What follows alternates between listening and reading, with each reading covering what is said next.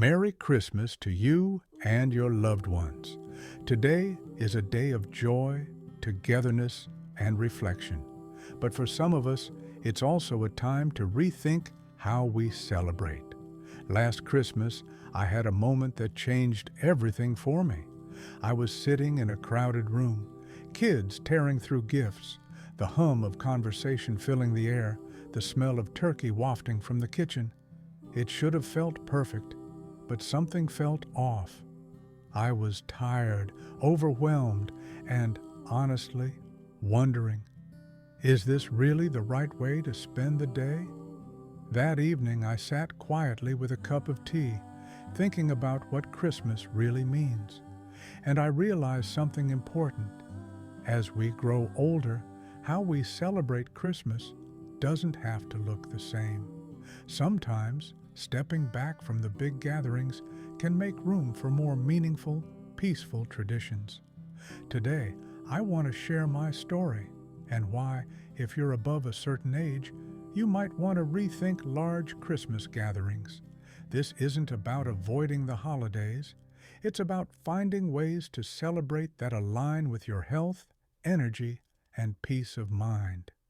Grab a pen and paper because what I'll share today might inspire you to create a Christmas tradition that truly feels right for you.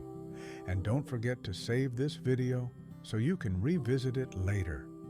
Let's make this Christmas one to remember, for all the right reasons. Thanks for sticking with me so far. Before we continue, please take a moment to like and subscribe so you don't miss out on more valuable content coming your way. Your support means a lot, thank you. Before we dive into this, let me say this. Merry Christmas to you. Christmas is a magical time of year. It's about family, love, and celebration. But as we age, the way we celebrate can, and often should, change. I learned this the hard way. For years, I thought Christmas meant saying yes to every invitation, hosting big dinners, and making sure everyone else was happy. But last year, I realized that sometimes those big gatherings don't bring the joy they used to. It's not about avoiding Christmas altogether. It's about celebrating in a way that honors your health, your energy, and your peace of mind.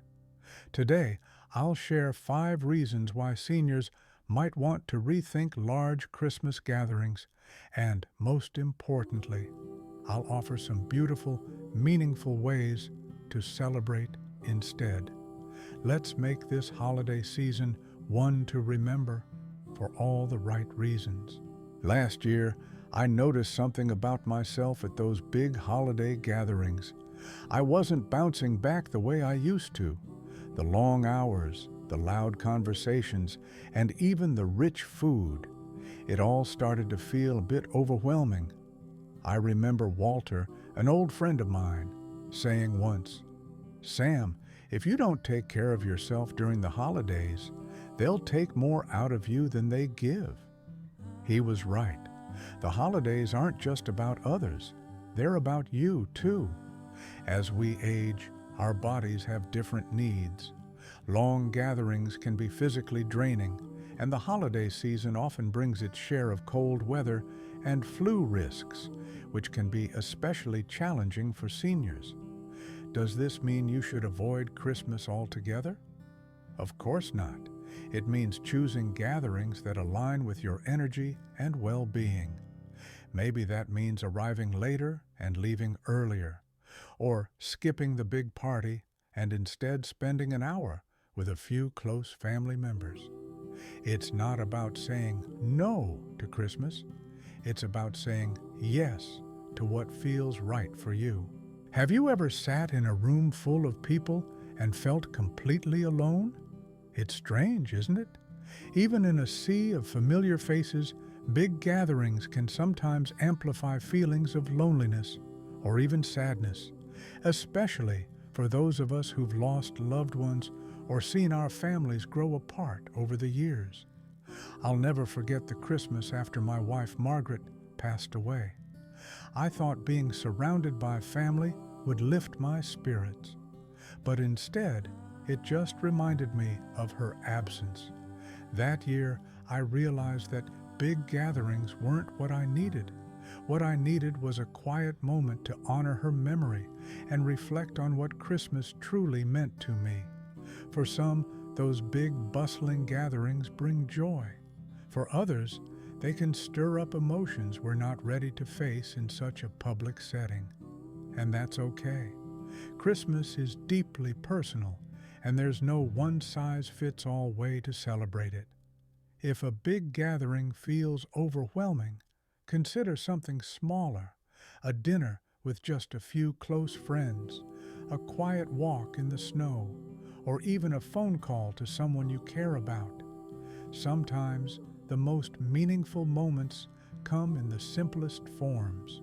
When I was younger, Christmas was all about the big things, the big tree, the big dinner, the big pile of presents.